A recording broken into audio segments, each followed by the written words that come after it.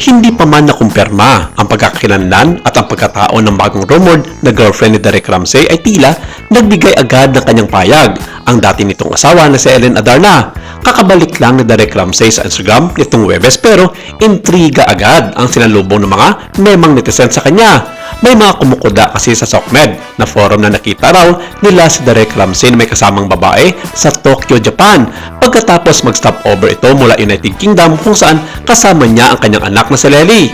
Yes, kung tama at totoo nga ang balitang ito, natural na ang mga bagong payag na ito ni Ellen Adarna sa kanyang bagong video ay tila nagpapahiwatig na meron na ngang bagong babae itong si Derek Ramsey lingid sa kalaman ng mga nakararami. Chika pa ng intrigerang cyber citizen.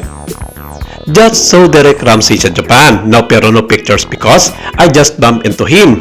I stepped aside on the sidewalk to post. Ha ha ha. Saw him in Ginza. Actually, I heard someone speaking Tagalog and it was a bit unpleasant to the ear so I looked over.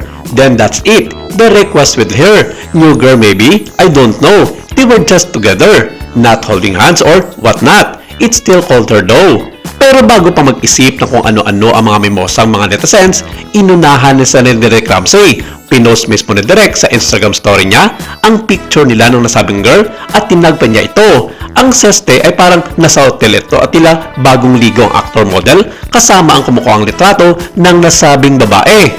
Obviously, walang itinatagong babae sa Japan ng aktor dahil siya mismo ang nag-flex ng selfie nila. Kaibigan at isang Pinay businesswoman sa Japan ang nasabing girl pero direct to the point na sinabi ni Derek na wala silang relasyon ito. Nagkomento umano si Derek sa isang Facebook video na post ng Billionaire News Channel na nagtatampok ng clip ng dating coach na si Vanessa Antonio na nagsabing alam niyang maghiwalay na ang celebrity couple dahil sa isang past video kung saan sinumpa daw ni Derek si Ellen Adarna. Ang video na tinutukoy ni Vanessa ay kung saan niloko ni Ellen ang isang natutulog na Derek Ramsey na nagdudot ng biligaang mga reaction dito. Pagkatapos ang nag-post Ellen sa Instagram ng screen recording ng komento ni Derek na nag-highlight sa text na may nakasulat na "Hay nako Derek" bago pa magpakita ng 10 segundong video shot sa pagtatago.